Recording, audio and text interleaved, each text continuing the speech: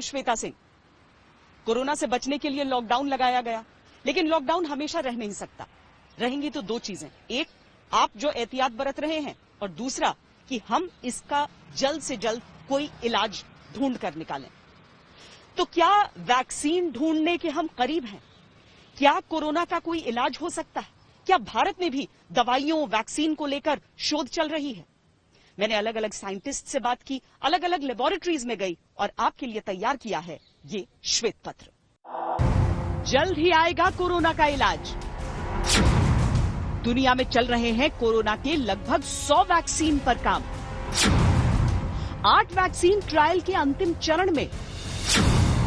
Corona से लड़ने वाली दवाइयों पर भी चल रहा है काम। भारत भी वैक्सीन और दवा बनाने में आगे। दुनिया को तलाश है वैक्सीन की उस बूंद की जो कोरोना से लड़ाई में जिंदगी को रक्षा की guarantee they. We can indeed, with this vaccine, induce an immune response in everybody that received the vaccine. And that immune response generates the kind of antibodies that one would hope to generate, antibodies that can neutralize the virus. अगर कोई नया टीका बनाना हो या कोई नई दवाई बनानी हो, उसमें हम लोगों को और जोर लगाना होगा। दुनिया को तलाश है उस दवाई की जो कोरोना से लड़ाई में वायरस के संक्रमण को हरा सके। वैक्सीन जो है वो 12 महीने के बाद ही आना था, जो नई दवाई 12 महीने के बाद आनी थी।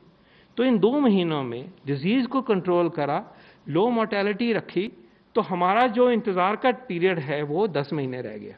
हम उस तरफ जाने के लिए भी देश जो है बेटर पोजीशन में हो गया। अगर ये नहीं होता, ओवरवेलमिंग इन्फेक्शन फैल रही होती, तो हमारा नुकसान हो चुका होता। उस नुकसान को बचाते हुए हम आगे फ्यूचर में भी बेटर आउटकम के लिए पहुंचे हैं। ऑक्सफोर्ड की वैक्सीन विफल हुई, लेकिन अमेरिकी वैक्सीन मॉडर्ना ने सफलता हासिल की। और इस सब के बीच WHO को भरोसा है कि भारत की मास प्रोड्यूसिंग क्षमता से दुनिया को मदद मिलेगी। को जब हम देख रहे हैं तो पूरी दुनिया में लगभग 100 के करीब, उससे ज्यादा ही रिसर्च कहते हैं कि हर हफ्ते 6-7 जुड़ जा रहे हैं। ऐसे में हिंदुस्तान की स्थिति कोरोना की वैक्सीन या कोरोना की ड्रग्स को लेकर क्या है? ये 2 अलग अलग चीजें हैं, वैक्सीन और ड्रग। जहां तक वैक्सीन का सवाल है, आपने सही कहा कि करीबन 100 जगह पे कोई वैक्सीन के अलग अलग ट्रायल्स चल रहे हैं। भारत में भी 8 या 10 अलग अलग ट्रायल्स अब शुरू हुए। और अच्छी बात यह है उसमें कि हमारी बड़ी बड़ी कंपनियां उसमें जुड़ी हुई हैं। तो जो ट्रायल्स अगर शुरू हुए हैं तो बड़ी बड़ी कंपनियां भी इंटरनेशनल कोलैबोरेशन में सब लोगों के साथ जुड़कर कोलैबोरेशन में वो काम कर रही है वैक्सीन्स का। दुनिया की रिसर्च के बारे में आपको लगातार जानकारी मिलती है, पर आपको जानकर अच्छा लगेगा कि दुनिया की भी निगाहें भारत पर टिकी हैं। इस समय भारत में 30 वैक्सीन प्रोग्राम जारी हैं। CSIR में दवा पर गहन रिसर्च जारी है। IIT जैसे संस्थान टेस्ट, बचाव और इलाज को लेकर लगातार काम कर रहे हैं। तो डिटेक्शन के लिए we have the detection kit which costs about हमारे पास डिटेक्शन किट्स हैं जिनकी कीमत 500 रुपए है। 500 रुपए में आप RT-PCR टेस्ट कर सकते हैं। 2 हफ्तों में इसको प्रयोग करना शुरू कर सकते हैं। हमने 6 कंपनियों को लाइसेंस दिया है। हर कंपनी करीब 10 लाख किट बना रही है। टेस्ट किट वो लोग मैन्युफैक्चर करके 2 वीक के बाद वो लोग अभी मार्केट में आना चाहते हैं।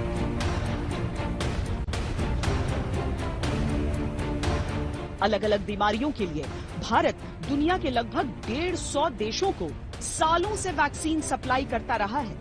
यानी कहना गलत नहीं होगा, हम पहले से ही दुनिया के संकट मोचक हैं। हाँ, लगातार सालों तक शोध के प्रति सिस्टम की उदासीनता के कारण हमारे वैज्ञानिकों को वैसा प्रोत्साहन नहीं मिल पाया। भारत में प्रतिभा की कमी कभी नहीं थी, और आज की तारीख में ऐसे विपदा के समय में भारत के पास वो संसाधन भी हैं और प्रोत्साहन भी है इन प्रतिभाओं के पास। भारत के वैज्ञानिक ये दिखा रहे हैं कि दुनिया से कम होना तो दूर की बात है, वो दुनिया के बाकी वैज्ञानिकों से 2 कदम आगे ही हैं।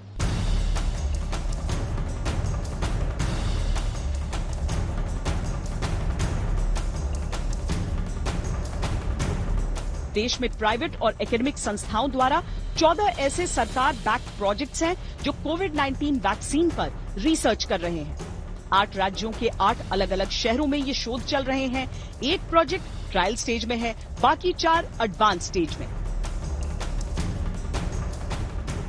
ये रिसर्च फर्म है पुणे स्थित serum institute of India, Ahmedabad का कैडिला हेल्थ केयर, हैदराबाद स्थित भारत बायोटेक, पुणे का जेनोवा, वेल्लोर का सीएमसी, नई दिल्ली की national institute of immunology, Indore IIT, Pune का एंजीन बायोसाइंसेज, हैदराबाद का आईआईसीटी, हैदराबाद का ही औरोबिंदो फार्मा, पुणे का सीगल बायो सॉल्यूशंस, मोहाली का आईआईएसईआर और तिरुवनंतपुरम का आईआईएसईआर। भारत में वैक्सीन के 30 प्रोग्राम चल रहे हैं। कुछ में भारतीय कंपनियां विदेशी पार्टनर के साथ काम कर रही हैं।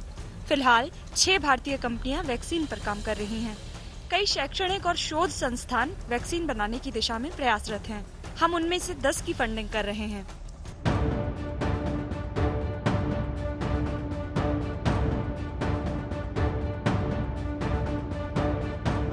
अगर प्रोग्राम के तौर पर देखें तो देश में इस समय कुल 30 वैक्सीन प्रोग्राम चल रहे हैं। इनमें 14 ऐसे हैं जो शुद्ध भारतीय प्रोग्राम है और बाकी साझेदारी में चल रहे हैं। इनमें लगभग 8 ऐसे हैं जिनमें कोरोना के लिए नई रिसर्च शुरू की गई है और बाकी ऐसे जहां पर पहले से चल रहे रिसर्च प्रोग्राम्स को कोरोना की दिशा में मोड़ा गया है। भारत में 3 तरह की वैक्सीन पर काम चल रहा है। इंट्रानेजल वैक्सीन, डीएनए पर आधारित वैक्सीन और आरएनए पर आधारित वैक्सीन। इनमें कुछ ऐसे प्रोग्राम थे जो पहले से चल रहे थे। कोरोना की कठिनाई सामने आई तो उनकी दिशा बदल दी गई। ऐसा करना भारत की बड़ी ताकत है।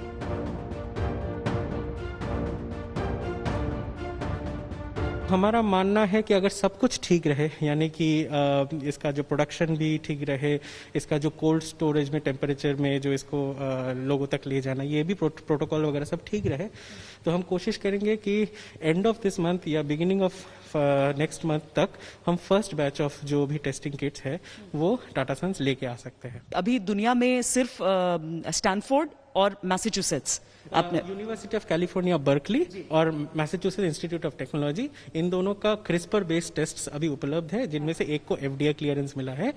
और ये जहां तक हमें पता है कि ये थर्ड टेक्नोलॉजी जो कम्प्लीटली डिफरेंट केमिस्ट्री और बायोलॉजी ले को यूज करे, क्रिस्पर टेक्नोलॉजी यूज करे, पर उसका जो प्रोटीन भी अलग है और उसका जो केमिस्ट्री और बायोलॉजी भी है वो भी काफी अलग है।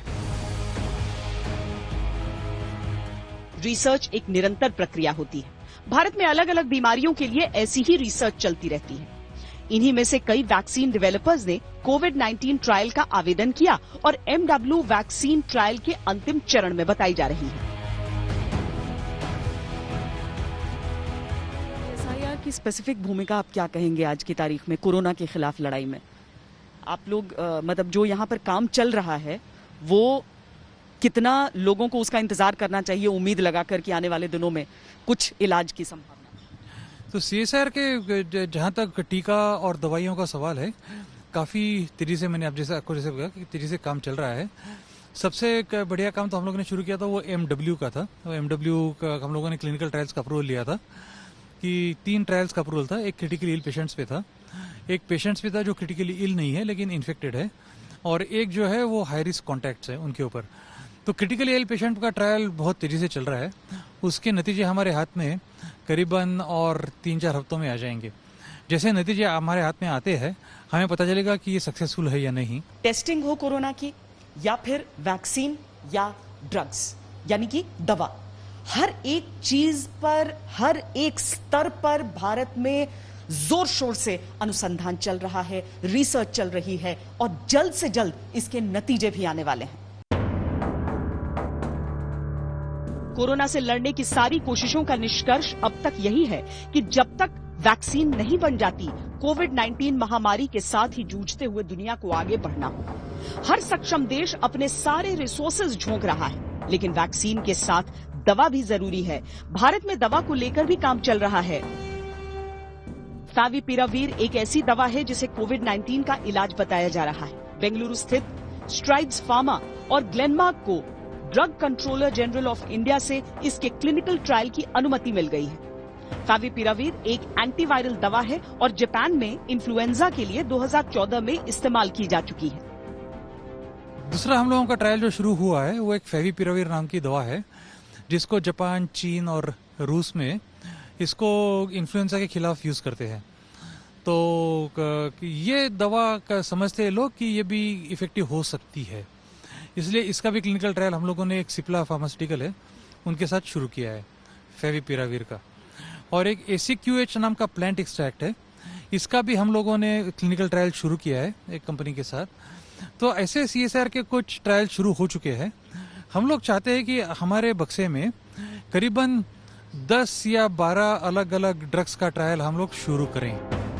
पूरी दुनिया में किसी भी तरीके से कोरोना को खत्म करने वाली या उससे बचाने वाली दवा बनाने की कोशिशें हो रही हैं। इस दिशा में IIT दिल्ली और जापान के national institute of advance industrial science and technology ने मिलकर एक शोध किया है और ये शोध आयुर्वेदिक जड़ी बूटी अश्वगंधा पर है। अश्वगंधा में क्या ऐसा मिला है जिसको लेकर हम इतना उत्साहित हों कोरोना के इलाज को लेकर? Ashwagandha is a very well-known kind of an agent in India. In Ayurveda, people have been using that, but nobody has tried it for the viral, for the COVID. So now these people have started doing those tests specifically, and now they have found that it's also very effective, for the COVID immunity and COVID treatment. So that is a work which is published in a good journal now, and meaning when I say a paper is published, then it is peer reviewed. So that the international community has accepted that, and then a institute from Japan is a partner for us. So we have done a thorough study to prove that ashwagandha can become a very good medicine for this. इस शोध के अनुसार भारत में औषधीय गुणों की खान कही जाने वाली अश्वगंधा कोरोना संक्रमण के खिलाफ एक बहुत असरदार दवा बन सकती है।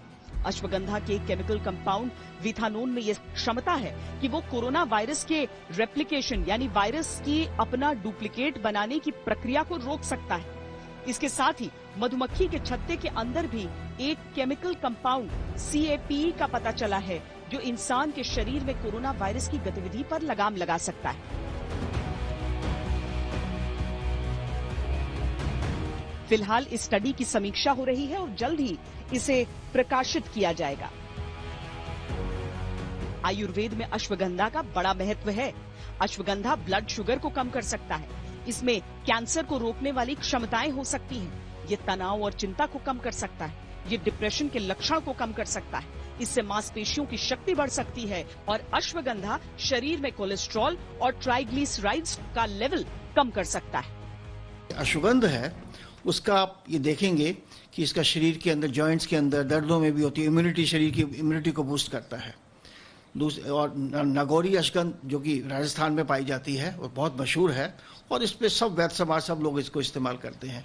बच्चों में भी इसका बहुत फायदा देखा गया है। आई थिंक आप देखेंगे इवन एलोपैथिक मेडिसिन में भी उसका जो बेसिक कंपोनेंट वो मॉलिक्यूल्स रहता है उसका सोर्स कहाँ से भी हो सकता है। उसका सोर्स भी कभी कभी बहुत बार नेचुरल भी होता है।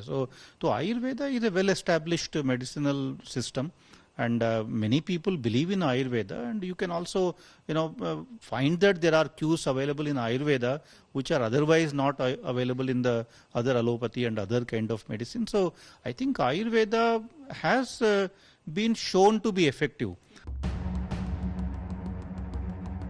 इस समय कोरोना मरीजों में अलग अलग लक्षण, उनकी गंभीरता के हिसाब से अलग अलग बीमारियों के इलाज में इस्तेमाल होने वाली दवाओं पर प्रयोग हो रहा है। ऐसे में आयुर्वेदिक औषधियां एक नई दिशा दिखा सकती हैं। इसके अलावा भी IIT एक संस्था के तौर पर कोरोना के समय में और भी गंभीर काम कर रहा है। In IITs, once the COVID became a problem, we started at least 200 new projects. Covid आने के बाद हमने IIT में 200 नए प्रोजेक्ट्स शुरू किए। पूरी IIT में फैकल्टी मेंबर्स ने, स्टूडेंट्स ने, सभी ने एक ही समस्या के ऊपर काम करना शुरू किया और वो समस्या थी कोविड। हर हफ्ते किसी न किसी IIT से कोई न कोई टेक्नोलॉजी मार्केट में आ रही है। किसी ने लो कॉस्ट वेंटिलेटर बनाए हैं, किसी ने PPE किट, तो किसी ने मॉलिक्यूलर लेवल पर कोविड को समझने की कोशिश भी की है।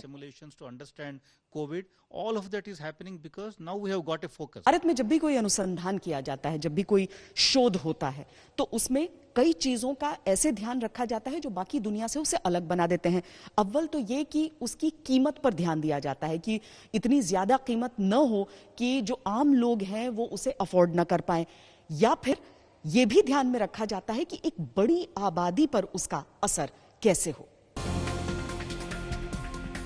लॉकडाउन की कोशिशों, अर्थव्यवस्था के प्रयासों और मानवता की रक्षा के संकल्प के साथ दुनिया वैक्सीन और दवाइयों के दावे तक आ पहुंची।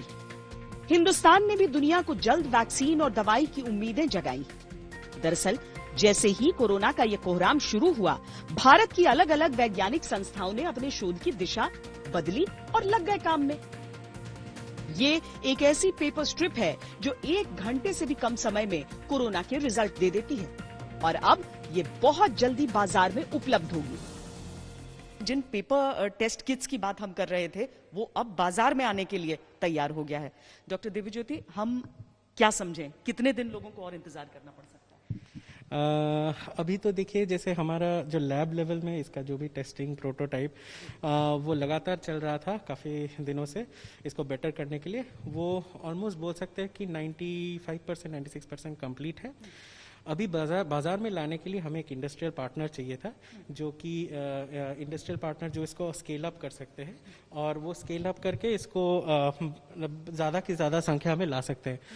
फॉर्चुनेटली हमारे पार्टनर एक मिल गया है, टाटा सन्स, जो बहुत ही एक प्रसिद्ध कंपनी है, और उनके साथ मिलके हम लोग ये कोशिश करें कि जल्द से जल्द लाए। तो हमारा मानना है कि अगर सब कुछ ठीक रहे, यानी कि इसका जो प्रोडक्शन भी ठीक रहे, इसका जो कोल्ड स्टोरेज में टेम्परेचर में जो इसको लोगों तक ले जाना, ये भी प्रोटोकॉल वगैरह सब ठीक रहे, तो हम कोशिश करेंगे कि एंड ऑफ दिस मंथ या बिगिनिंग ऑफ नेक्स्ट मंथ तक हम फर्स्ट बैच ऑफ जो भी टेस्टिंग किट्स है वो टाटा सन्स लेके आ सकते हैं। तो कितना समय लग गया? देखिए, वैसे तो जो पूरा टेक्नोलॉजी है, फेलुदा टेक्नोलॉजी, इसमें हमने 2 साल से स्टार्ट किया था काम करने के लिए, बट ये कोविड पे स्पेसिफिकली हम जनवरी से स्टार्ट किए। नॉर्मल कंडीशंस में एक टेक्नोलॉजी लैब से, एक आइडिया से शुरू करके अगर हम उधर तक जाए कि प्रोडक्शन में जाए किट तरह के, तो बहुत सालों लग जाता है। पर ये कोविड सिचुएशन है, ये पैंडेमिक सिचुएशन है, इसलिए सब कुछ बहुत रफ्तार से बढ़ रहा है। इसमें काफ़ी सहायता गवर्नमेंट का भी है, CSIR का भी है, सब लोग एक साथ इस पे काम कर रहे हैं। तो मैं बोलूँगा कि 3 महीने में हम कोशिश कर रहे हैं इसको आइडिया से लेकर एकदम प्रोडक्ट तक लाने के लिए। अगर आपको सिम्टम लग भी रहे हैं तब तक आप कभी भी बिना प्रिस्क्रिप्शन के आप टेस्ट नहीं करा सकते हैं। ये बिना प्रिस्क्रिप्शन के भी लोग खुद कर पाएंगे? नहीं, ये अभी तक होम टेस्ट नहीं है। ये एक शायद ये गलतफहमी है कि क्योंकि ये प्रेगनेंसी स्ट्रिप की तरह ये स्ट्रिप है और pregnancy strip home test type होता है, पर ये वो टाइप का नहीं है क्योंकि इसमें 1-2 इक्विपमेंट लगता है जो घर में नहीं मिलता है। ये कैसे वर्क करता है एक बार? हाँ जी, तो इसमें हम क्या कर रहे हैं, हम 2 क्रिस्पर बायोलॉजी और पेपर स्ट्रिप केमिस्ट्री, इन दोनों का मिलावट कर रहे हैं। क्या होता है कि बैक्टीरिया में एक प्रोटीन रहता है कैस प्रोटीन बोल के, ये कैस प्रोटीन को अगर हम बोल दे, एक निर्देश दे दे कि वो जाके DNA में कोई सीक्वेंस या RNA में कोई सीक्वेंस ढूंढे, तो वो कर सकता है बहुत करेक्ट तरीके से। तो हमने IGIB में एक ऐसा है कैस प्रोटीन को बहुत ज़्यादा इस पर शोध किया था 2-3 साल से। उसका नाम है Cas9 प्रोटीन, और जो बैक्टीरिया जिससे वो आता है उसको बोलते हैं फ्रांसिसिला नोविसिडा। तो ये Cas9 को हमने इंस्ट्रक्शन दिया है कि तुम जाके एकदम कोविड-19 के जो सीक्वेंस है उस पर जाके आप बैठ जाओ। तो जब पेशेंट से कोई मटेरियल आता है, वो RNA होता है जनरली, क्योंकि कोविड-19 RNA होता है, RNA वायरस, तो वो RNA को पहले हम DNA में कन्वर्ट करते हैं एक स्टेप PCR से, फिर ये Cas9 को उस पर डाल देते हैं और बोलते हैं कि इसमें आप देखो कि इसमें कोविड-19 का सीक्वेंस आपको मिल रहा है या नहीं। अगर वो मिल जाता है तो वो DNA के साथ जाके बाइंड कर लेता है, और जब वो एक साथ बैठ जाता है वो कॉम्प्लेक्स हम यहाँ पे डाल देते हैं। ये वाला जो जगह आप दिख रहे हैं, ये एरो के नीचे, ये जगह पे हम उसको डालते हैं, और यहाँ पे ऐसे कुछ गोल्ड नैनो पार्टिकल्स है जो यहाँ से ऊपर जाता रहता है एरो के डायरेक्शन में। ये लाइन आपको इसको कहते हैं कि टेस्ट लाइन, और अगर नहीं मिलता है तो ये लाइन वो नहीं देता है, और फिर ऊपर जाके और एक लाइन दोनों जगह पे है ये बनाता है, इसको बोलते हैं कंट्रोल लाइन। ये बोलता है कि आपका स्ट्रिप ठीक ठाक काम किया है। दो अलग अलग स्ट्रिप है। ये एक पॉजिटिव सैंपल का स्ट्रिप है, ये एक नेगेटिव सैंपल का स्ट्रिप है। पॉजिटिव में आपको लाइन दिखेगा, नेगेटिव में आपको ये वाला टेस्ट लाइन नहीं दिखेगा। और इससे बहुत जल्दी से 1 घंटे के बीचों बीच आरएनए सैंपल मिलने से स्ट्रिप तक आपको पता चलेगा कि आप कोविड पॉजिटिव हो या नेगेटिव हो। आप समझ लीजिए हिंदुस्तान की ताकत पूरी दुनिया के हिसाब से कहां पर पहुंच रही है, जहां तक शोध, अनुसंधान, चिकित्सा का सवाल है। अव्वल तो इस टेस्ट की कीमत दुनिया के बाकी टेस्ट्स की तुलना में बेहद कम है। दूसरा ये कि इसे तैयार करने में भारतीय वैज्ञानिकों को केवल 3 महीने का समय लगा। तीसरा ये कि बड़ी और घनी आबादी के इलाकों में ये टेस्ट बेहद कारगर होगा। और चौथा ये कि जल्द नतीजे मिलने के कारण ये चिंता नहीं रहेगी कि कहीं देर न हो जाए। कोविड-19 से पहले भी मानवता का सामना हुआ है कोरोना वायरस से, जो कभी सार्स की शक्ल में आया, कभी मर्स की शक्ल में आया। हालांकि उन दोनों बीमारियों को अगर हम ले लें तो कोई भी वैक्सीन उनका आज भी विकसित नहीं हुआ है। लेकिन क्या इसे हम एक संकट के तौर पर देखें या फिर आज जो परिस्थिति है वो बिल्कुल अलग है? नई सदी के हर दशक में कोरोना परिवार के वायरस ने हाहाकार मचाया है। 2000 के दशक में सार्स आया, लेकिन उसका वैक्सीन जब तक बनता उससे पहले ही वायरस कमजोर पड़ गया। मर्स 2010 के दशक में आया, पर इसके मामले इतने कम थे कि वैक्सीन की आवश्यकता नहीं हुई। यानी हकीकत यह है कि किसी भी प्रकार के कोरोना वायरस के खिलाफ कोई भी वैक्सीन विकसित नहीं हो पाई, पर जो अब तक नहीं हुआ, क्या वो अब होगा? I think we're going to have a vaccine by the end of the year, and I think distribution will take place almost simultaneously.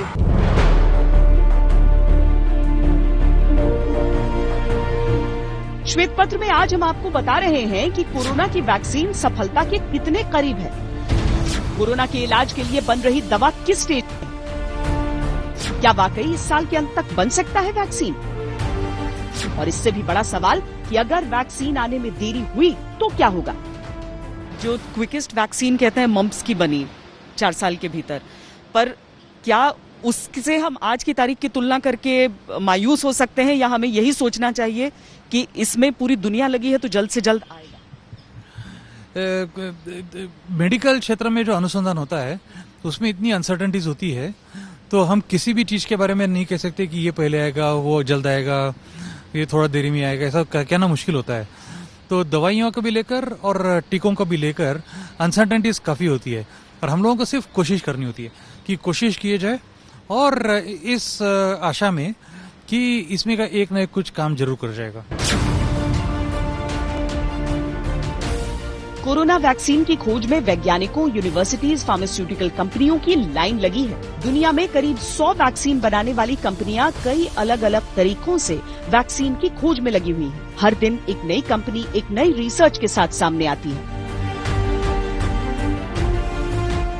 एक वैक्सीन के विकास की प्रक्रिया कई चरणों से होकर गुजरती है। शुरुआती एक्सप्लोरेटरी चरण के बाद प्री क्लिनिकल स्टेज आती है, जिसमें लैब में वैक्सीन की टेस्टिंग की जाती है।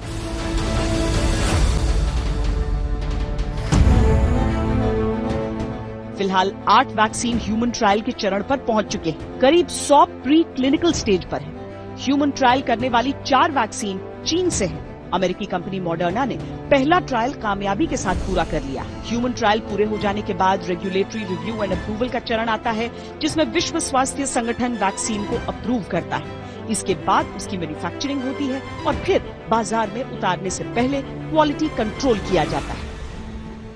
दुनिया भर में वैक्सीन को लेकर रिसर्च चल रही है। लगभग 100 के करीब ऐसे रिसर्च बताए जाते हैं, और जानकार कहते हैं कि हर हफ्ते लगभग 6 नई रिसर्च शुरू हो जा रही हैं। ये अच्छी बात है, लेकिन जो सबसे करीब है वैक्सीन बनाने के वो है मॉडर्ना। मॉडर्ना ने जो ट्रायल्स शुरू किए हैं उसमें 8 पूरी तरीके से स्वस्थ लोगों को चुना। कुछ के शरीर में 100 माइक्रोग्राम का डोज डाला गया, कुछ में 25 माइक्रोग्राम का। इसके बाद जो इनके शरीर में एंटीबॉडीज बनी, वो एंटीबॉडीज कोरोना से रिकवर हो चुके मरीजों में बनने वाली एंटीबॉडीज से कहीं अधिक थी।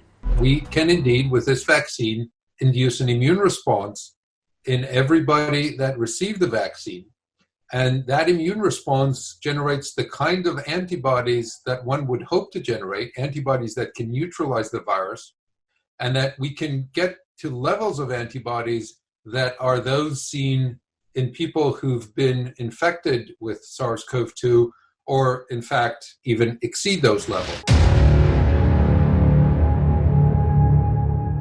लेकिन ये कंपनी का एक शुरुआती ट्रायल था जो सिर्फ 8 लोगों पर किया गया था। बड़े स्तर पर ट्रायल होने अभी बाकी हैं, जिनके बाद ही FDA इसको आम लोगों के इस्तेमाल के लिए इजाजत देगी। मॉडर्ना कोरोना संक्रमण शुरू होने के साथ ही वैक्सीन की खोज पर रिसर्च कर रही है। इस अमेरिकी कंपनी ने 13 जनवरी को नोवेल कोरोना वायरस के खिलाफ mRNA 1273 सीक्वेंस फाइनलाइज किया था। 16 मार्च को पहली वॉलंटियर को डोज दी गई। 6 मई को FDA ने मॉडर्ना को फेज 2 में जाने की इजाजत दी। 18 मई को फेज 1 टेस्टिंग के नतीजे सामने आए, जिसमें एंटीबॉडीज बनती हुई दिखाई दी। जल्द ही कंपनी फेज 2 की टेस्टिंग करेगी। जुलाई तक फेज 3 की शुरुआत हो जाएगी। So in a way, our vaccine teaches our body to make just that part of the virus that the immune system needs to recognize. And when we go in with first a prime and then a month later a booster shot, we can indeed show that we've educated the immune system to make antibodies that can recognize the virus and indeed prevent the virus from entering.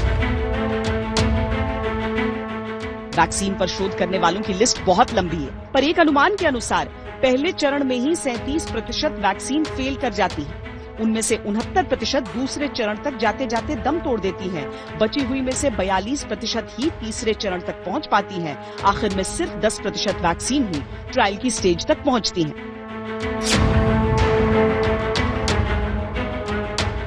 करीब 7 कंपनियां virus vaccine बना रही हैं। इसमें virus के कमजोर या निष्क्रिय रूप से वैक्सीन बनाई जाती है। पोलियो और स्मॉल पॉक्स की वैक्सीन ऐसे ही बनाई गई थी। करीब 25 संस्थाएं वायरल वेक्टर वैक्सीन पर काम कर रही हैं। इसके जरिए मीजल्स या एडिनो वायरस की जीन्स में बदलाव करके शरीर में कोरोना वायरस प्रोटीन बनाने की कोशिश की जा रही है। 20 टीमें न्यूक्लिक एसिड वैक्सीन बनाने की दिशा में काम कर रही हैं। इसमें न्यूक्लिक एसिड को शरीर में इंजेक्ट किया जाता है, जिसकी वजह से वायरस की संख्या शरीर के अंदर बढ़ जाती है। ये वैक्सीन वायरस के जेनेटिक स्ट्रक्चर को बदलकर उसको कमजोर कर देती है।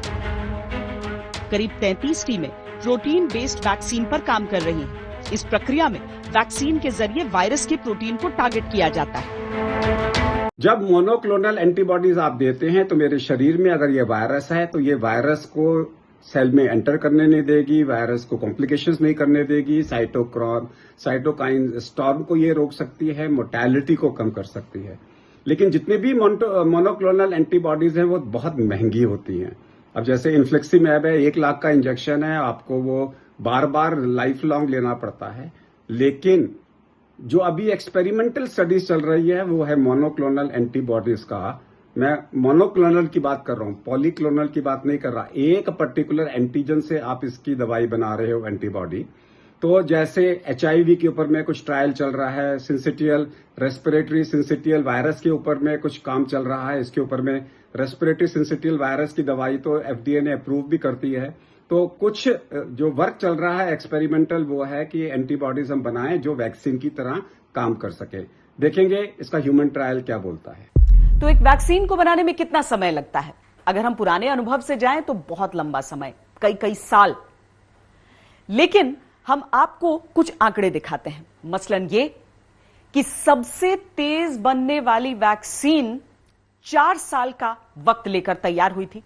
इस वैक्सीन को बनाया गया था मम्प्स से बचने के लिए, लेकिन वो 1960 का दशक था और ये 2020 की बात है, यानी साइंस बहुत तरक्की कर चुका है। इसके अलावा जीका वायरस से बचने के लिए जिस वैक्सीन को बनाया जा रहा था उसे 7 महीने में डेवलप कर लिया गया, लेकिन तब तक ये महामारी के तौर पर खत्म हो चुका था और क्लिनिकल ट्रायल संभव ही नहीं हो पाए।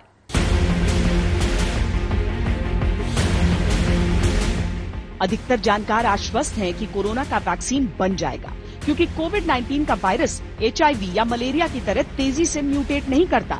लेकिन दुनिया में अभी तक कोई भी वैक्सीन 1-1.5 साल में विकसित नहीं हो सका है। एड्स यानी HIV का वैक्सीन 4 दशक में नहीं बन पाया। तो क्या होगा अगर कभी कोरोना का वैक्सीन विकसित नहीं हो पाए? ये बड़ा कठिन सवाल है, लेकिन इसके लिए भी तैयार रहना होगा। Of course, many countries would like to get out of the the different measures that are being taken by the country, by many countries, and that is rightly so.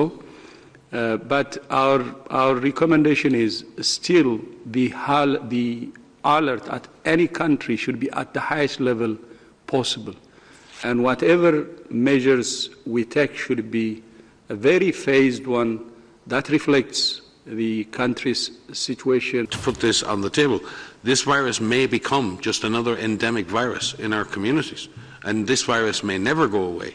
HIV has not gone away, but we've come to terms with the virus, and we have found the therapies, and we've found the prevention methods, and people don't feel as scared as they did before, and we're offering life to people with HIV, long, healthy lives to people with HIV. विश्व स्वास्थ्य संगठन कहता है कि जब तक virus का कोई टीका विकसित नहीं हो जाता, तब तक सोशल डिस्टेंसिंग ही इससे बचने का एकमात्र तरीका है। लेकिन कुछ वैज्ञानिक ऐसे हैं जो ये मानते हैं कि जंग घर पर बैठकर नहीं जीती जा सकती।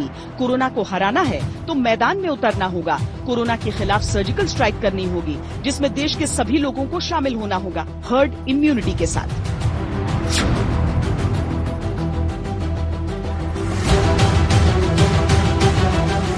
इसकी वकालत करने वाले लोग मानते हैं कि जैसे ही लॉकडाउन खत्म होने पर लोग अपने घरों से बाहर निकलते हैं, वो संक्रमण की गिरफ्त में आ जाएंगे।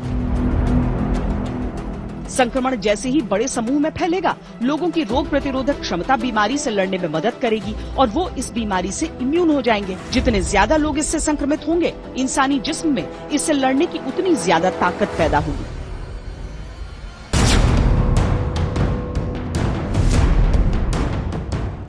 हर्ड इम्यूनिटी की मुखालिफत करने वाले लोग मानते हैं कि प्रतिरोधक क्षमता बनने से पहले ही बड़े स्तर पर संक्रमण फैलने का डर है, जिससे बहुत लोगों की जान जा सकती है। सबसे बड़ा खतरा बुजुर्गों को या और भी गंभीर बीमारियों से पीड़ित लोगों को हो सकता है।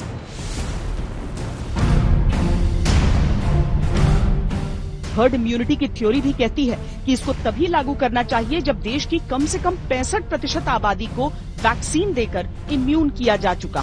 तभी इम्यून लोग हर्ड इम्यूनिटी के जरिए नॉन इम्यून लोगों को संक्रमित होने से बचा सकेंगे।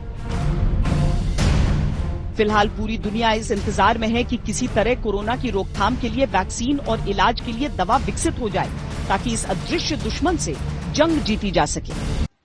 वैक्सीन बनाने में जितना प्रयास लगता है, उससे कम में दवा बनकर तैयार हो जाती है। इसीलिए हर देश में कोशिश ये भी चल रही है कि वैक्सीन के साथ साथ दवा तैयार हो सके, दवाओं पर भी रिसर्च रहे।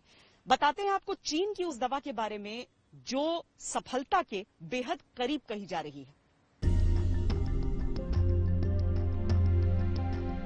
चीन की एक लैब के अनुसार वो एक ऐसी दवा विकसित कर रहा है जो इस महामारी पर लगाम लगा देगा। चीन के प्रतिष्ठित पीकिंग यूनिवर्सिटी में एक ऐसी दवा का टेस्ट चल रहा है जो कोरोना वायरस से संक्रमण की स्थिति में ठीक होने के समय को कम करेगा, और अगर इसे बिना संक्रमण लिया जाए तो कुछ समय तक शरीर को इस वायरस से बचाव की शक्ति देगा। यानी ये दवा खाने के कुछ समय बाद तक, यानी लगभग 1 हफ्ते तक कोरोना संक्रमण नहीं होगा। Beijing advanced innovation centre for genomics के डायरेक्टर सनी शी के अनुसार ये जानवरों पर टेस्टिंग में सफल रहा है। हमने चूहों में ये दवा इंजेक्ट की, 5 दिन में ही वायरल लोड बहुत कम हो गया। इसका मतलब है कि ये दवा काम कर रही है। शी के अनुसार इंसानों पर ट्रायल की तैयारियां शुरू हो चुकी हैं, लेकिन ये ट्रायल चीन नहीं बल्कि ऑस्ट्रेलिया समेत कुछ और देशों में की जाएगी, जो कि उनके मुताबिक चीन में कोरोना के मामले अब न के बराबर हैं। अनुमान जताया जा रहा है कि ये दवा इस साल के अंत तक तैयार हो जाएगी। इसके अलावा इबोला के लिए प्रयोग की जाने वाली दवा रेमडेसिविर को लेकर भी डॉक्टर उत्साहित हैं। अमेरिका में किए गए क्लिनिकल ट्रायल में ये साबित हुआ है कि रेमडेसिविर कोरोना मरीजों का रिकवरी का समय घटाने में सक्षम है, लेकिन गंभीर रूप से पीड़ितों की जान बचाने में ये अभी तक कारगर नहीं दिख रहा।